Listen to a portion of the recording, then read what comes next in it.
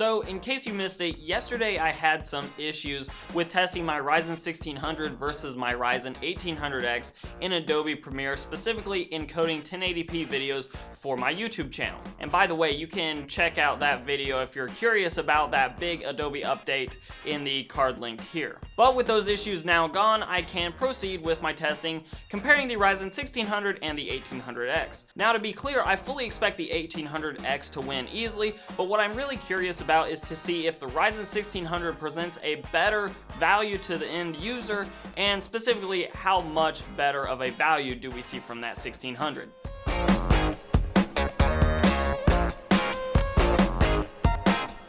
Now, the testing methodology for testing the Ryzen 1600 versus the 1800X is actually really simple. A while back, I had a setup tour of my room here that I use for not only YouTube, but also for gaming. So I just re-rendered that video out at the settings that I use for YouTube, and I did that 5 times on both processors using just the processors with no graphics card assisting, and then I just averaged the time that it took for all 5 of those runs to give me a final score for each processor. Which reminds me, by the way, both processors are clocked at 3.94 gigahertz to make that part of the comparison fair. However, it is worth noting that the 1800X typically, in both my case and looking at other reviews, does typically get a little bit higher. Usually you can get 4.0 out of that at least.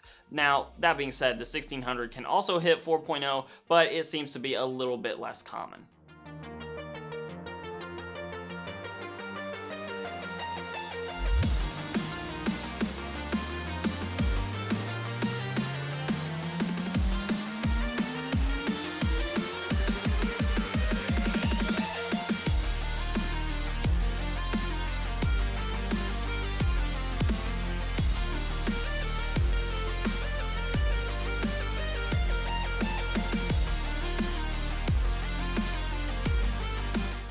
So as predicted, the 1800X did handily beat the 1600 in the time it took to render out the video. However, also as predicted, the 1600 is a far better value. So it looks like to me the 1600 is sort of in the sweet spot of the Ryzen 5 and Ryzen 7 lineup.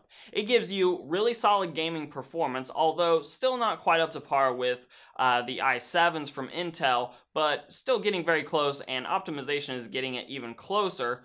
And it does beat those lower end R5s like the 1500X and the 1400 in gaming. In addition, the price point of $220 gives you great ability as a content creator to not only stream and game on the same PC, but also do quick renderings of your videos using that processor, because that recent Adobe update is actually taking very good advantage now of a lot of cores and a lot of threads on Ryzen parts. Again, if you watched that last video I had about my issues with that update, I am not sure whether that's also the case on Intel parts with more than 4 cores and 8 threads. So again, if you know for sure whether that's the case, then let me know in the comments down below.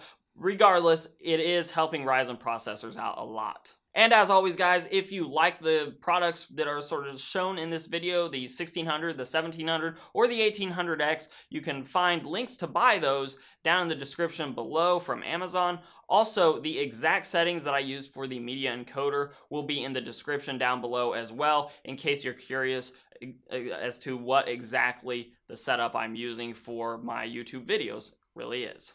So if you like this content, give me a like, share, subscribe, comment. All those things down below are great for the channel. You can also follow me on Instagram and on Twitter at Hoosier Hardware. As always, I'll let YouTube queue up a couple more videos from my channel for you to watch. I'm Shane with Hoosier Hardware, and I'll catch you guys in the next video.